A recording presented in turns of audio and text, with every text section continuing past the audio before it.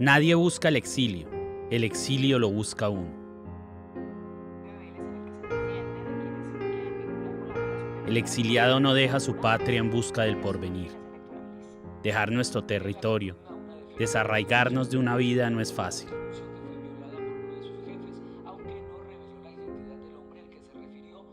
¿Cómo olvidarnos de nosotros mismos que solo somos lo que fuimos en otro lugar?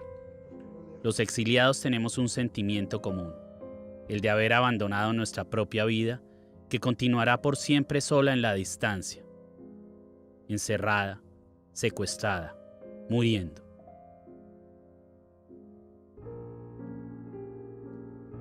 El exiliado camina por el mundo como un espectro metido en otra piel.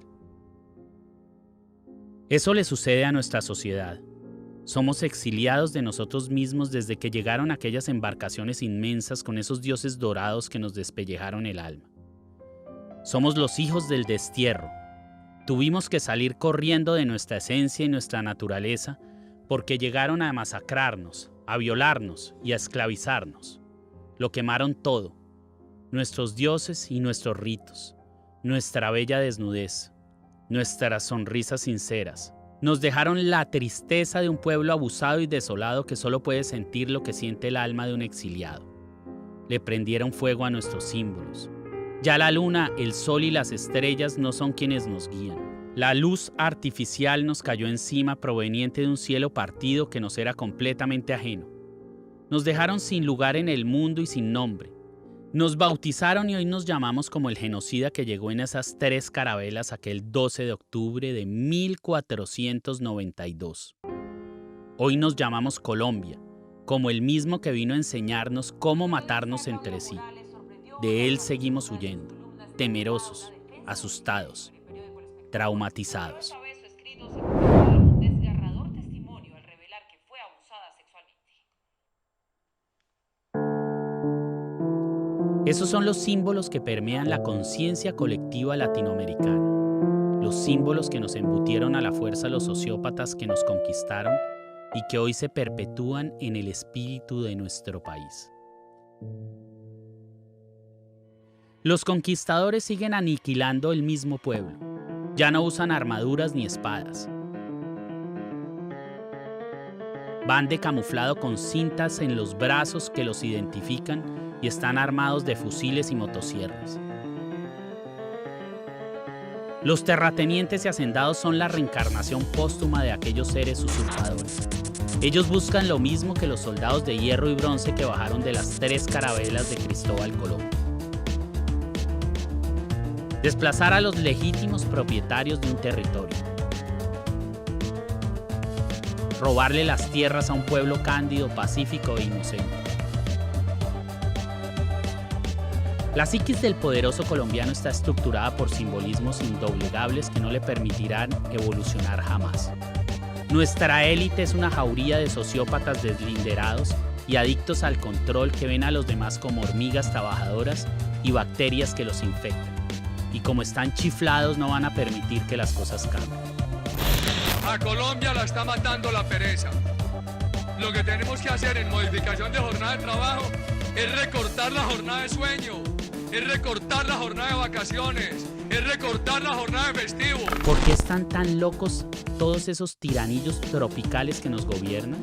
El primer desafío del Centro Democrático será el devolver trizas, ese maldito papel que llaman el acuerdo final con las FARC, que es una claudicación. ¿Cuál es el camino que transitan los millonarios y poderosos colombianos para convertirse en semejantes monstruos devastadores de su propia raza? El sociópata se hace, no nace, o mejor se deshace. Al sociópata los símbolos externos le destruyen el soporte ético que sostiene las barreras de contención de su psiquis, hasta convertirlo en un ser plenamente consciente de sus actos y su maldad, a quien solo le interesa alcanzar sus propósitos, sin importar lo que tenga que hacer para lograr la autosatisfacción de los deseos que le exige su inconsciente. Por eso son egocéntricos, prepotentes, megalómanos, extrovertidos, impulsivos y sobre todo, un rasgo que los identifica a todos, son adictos al control y al poder. Un sociópata sabe que está delinquiendo cuando ejecuta sus acciones criminales.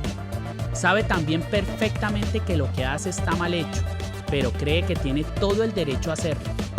En su interior hay un reyezuelo que les dice que el mundo entero debe estar arrodillado a sus pies, que son los dueños de la ley, que las ecuaciones de la naturaleza deben plegarse para alcanzar sus objetivos.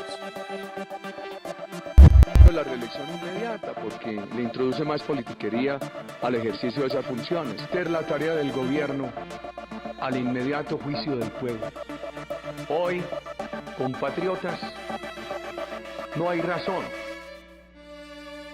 para negar la reelección inmediata de alcaldes y de gobernadores.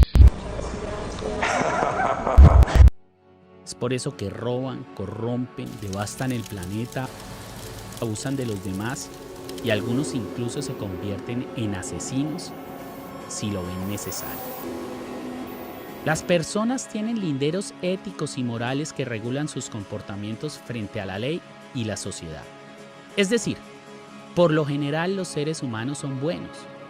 Sin embargo, la exposición a ciertos simbolismos puede desocupar cualquier cabeza y llenarla de maldad.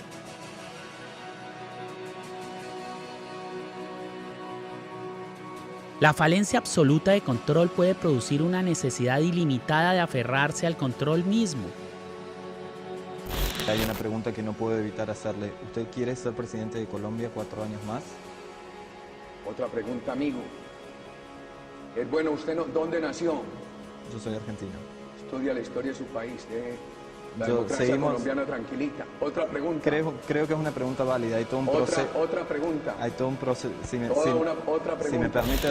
Habitar en condiciones inhumanas, vivir la pobreza absoluta, no controlar el hambre, padecer el hecho de no tener que comer y otros instintos, son condiciones que pueden generar la necesidad imperativa de convertirse en un ser supremo y así sea por un instante, transformarse en alguien que gobierne la vida y la muerte de los demás. El homicidio para ellos puede convertirse en una forma de subordinar un universo. Solo siendo un Dios es posible controlarlo todo. En ese contexto, el hecho de disponer de una vida, o de muchas de ellas, puede transformar por un momento a una persona con las neuronas sucias en una deidad suprema.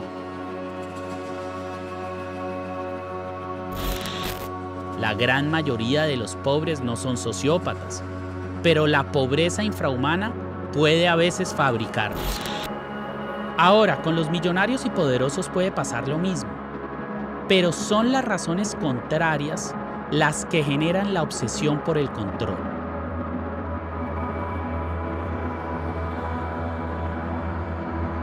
Estos sujetos controlan porciones de vida y ese control, que para algunos es parte de su ocupación y función en el mundo, se transforma en la esencia química que necesita su cerebro podrido para andar.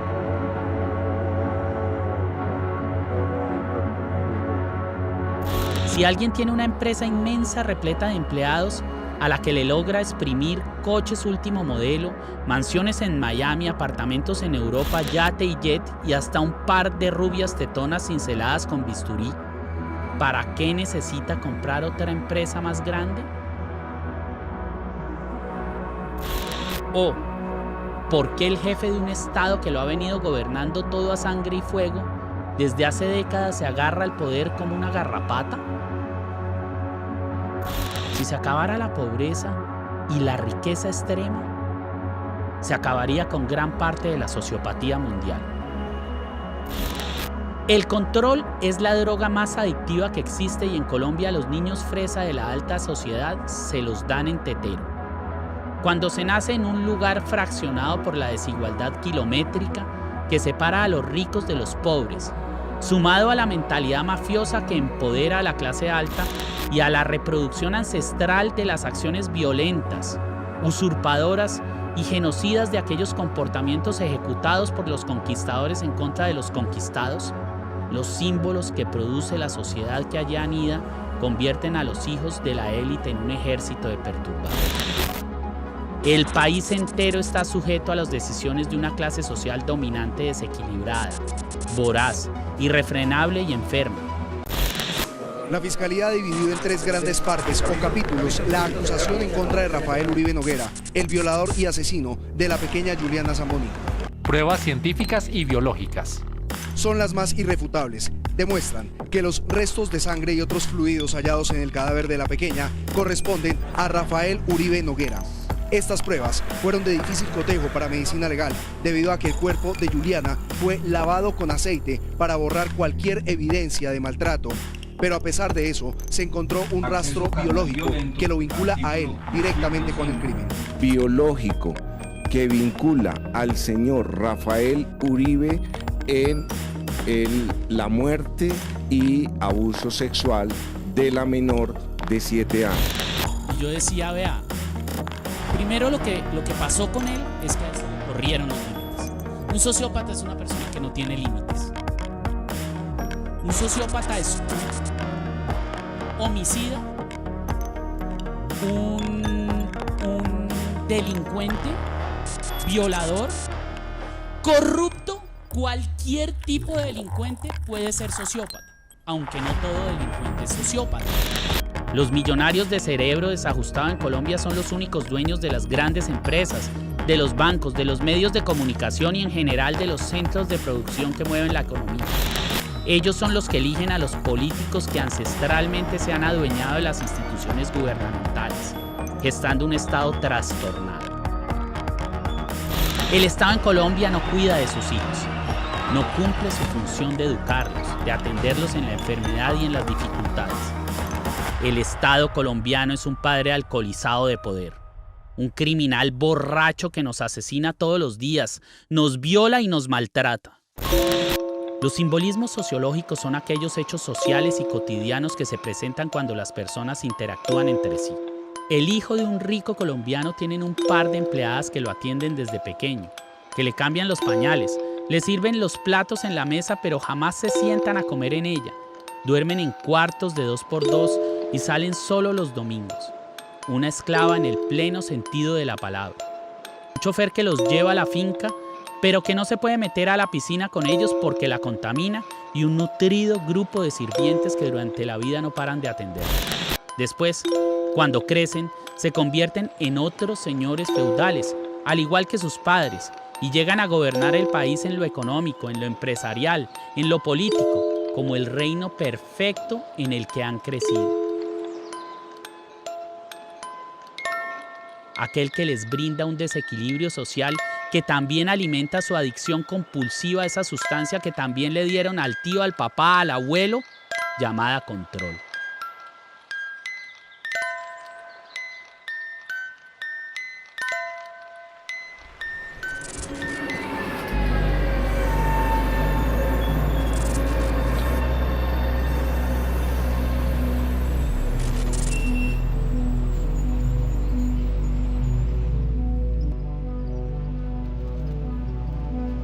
Por eso los ricos nunca van a querer en Colombia que la sociedad cambie.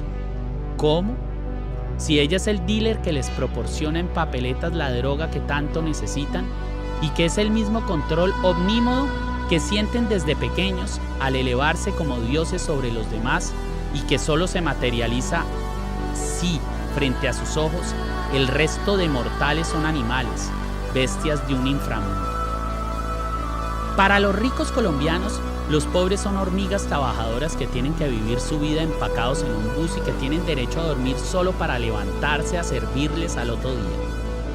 Álvaro Uribe es uno de esos, un ser con la mente desfigurada, criado entre mafiosos, hacendados, violentos patriarcas terratenientes. Ha sido expuesto a la relación de subordinación y patronazgo que pervive aún en las sociedades rurales. Caballista domador, chalán, les dicen los conocedores, acostumbrado a templar las riendas de los animales que gobiernan. Una persona de esta extracción jamás podrá entender el liderazgo como elemento vital de la evolución, sino como una oportunidad de sometimiento de los gobernados. Él a Colombia la ve como un potrero de su finca, el territorio en el que ejerce su dominio. El control es su adicción, y como a muchos sociópatas, este vicio le permeó la psiquis, convirtiéndolo en un depredador sexual. Las ecuaciones criminológicas dan como resultado la más certera de las hipótesis. Es obvio que Álvaro Uribe es él. Él. Así lo llama la periodista Claudia Morales, en la columna en la que narra los hechos.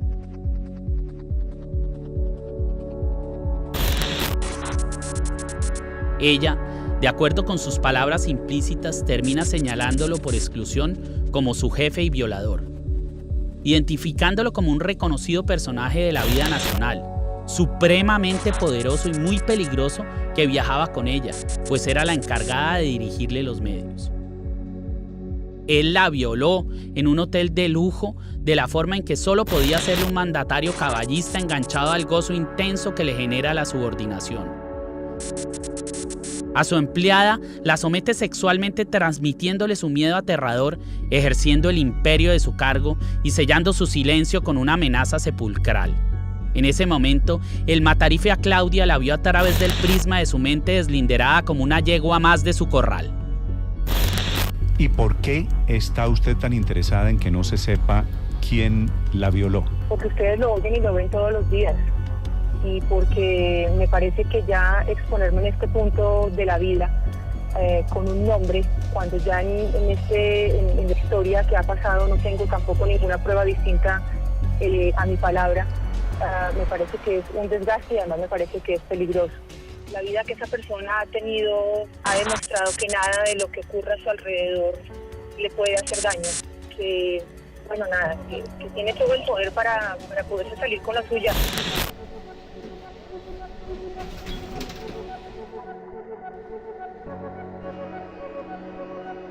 Hasta allá llega la compulsión patológica de ese monarca perturbado que asesina, tortura, viola y corrompe. Uribe necesita del poder como un adicto a la heroína. Necesitaba un chut de control en la vena y por eso decidió comprar con billetes untados de cocaína la presidencia del capataz arrastrado llamado Iván Duque.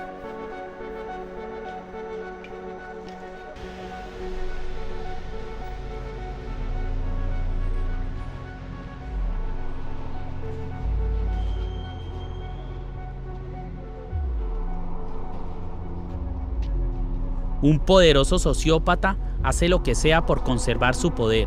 Es por eso que la conversación entre su empleada, la Calla Daza y el Ñeñe, ese mafioso a quien el matarife tanto quería, es solo una muestra, un frasco de laboratorio.